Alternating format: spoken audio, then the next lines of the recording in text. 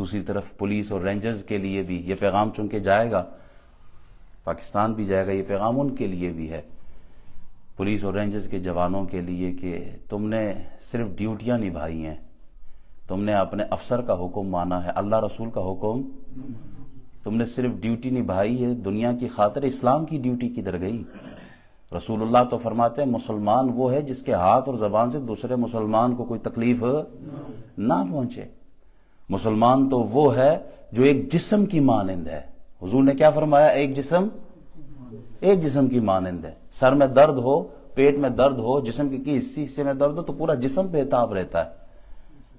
تم کس طرح کے مسلمان ہو؟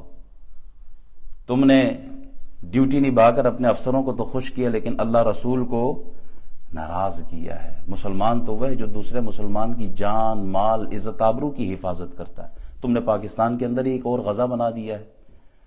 کتنی ماؤں کی گودیں اجڑی ہیں آج، کتنی بہنیں جو ہیں وہ بیوہ ہوئی ہیں آج، جو خبریں آ رہی ہیں 300 کے لگ بھگ لوگوں کو شہید کیا ہے۔ کیا ہے یہ ظلم؟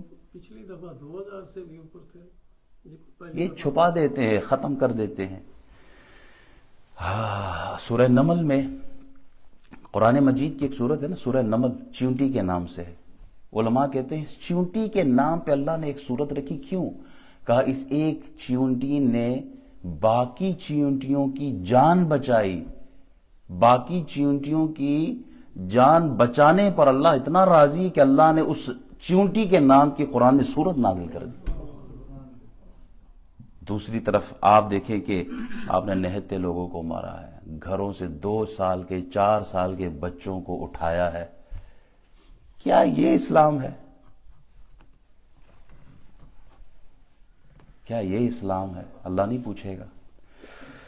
اللہ اکبر، اللہ اکبر۔ بس یہی ہے کہ پولیس اور رینجرز کی جو ظلم ہے، ان کے ظلم کی وجہ سے حکمرانوں نے جو طاغوت کے ہاتھ پر بک چکے ہیں، انہوں نے پورے پاکستان کے جو مذہبی طبقہ ہے، جو اسلام کا درد رکھنے والے ہیں، جو اللہ کا خوف کھانے والے ہیں، ان لوگوں کو ایک پیغام دیا ہے کل کے واقعے سے کہ خبردار، آج کے بعد ناموس رسالت کی بات نہیں کرنا، آج کے بعد اسلام کی بات نہیں کرنا، آج کے بعد نظام مصطفیٰ کی بات نہیں کرنا، آج کے بعد بیت المقدس کی حرمت کی بات نہیں کرنا، آج کے بعد فلسطینی بھائیوں کی آواز نہیں اٹھانا۔ یہ کل کے واقعے سے اس حکمران طبقے نے، جو کہ یہودیوں کے ہاتھوں بکے ہوئے ہیں، انہوں نے پورے پاکستان کو پیغام دے دیا ہے۔ لیکن حشر کو ہوگا یہ معلوم کہ جیتا کون اور ہارا کون۔ یہ باتیں اللہ تعالیٰ تو ان بطش ربک لشدید، وہ بڑے پکڑ والا ہے، بڑے بڑے نمرودیوں کو، فرعونیوں کو اسے لگام ڈالی ہے۔ یہ حکمرانی تو آج کرسی ہے، کل نہیں ہے، کل ہوگی پرسوں نہیں، 4 دن کی حکمرانی، لیکن ساری زندگی کی ذلت ان کے حصے میں آئی۔ پرویز مشرف کو دیکھو نا، جو ظلم اس نے کیا تھا، پھر موت کیسے آئی ہے اس کو۔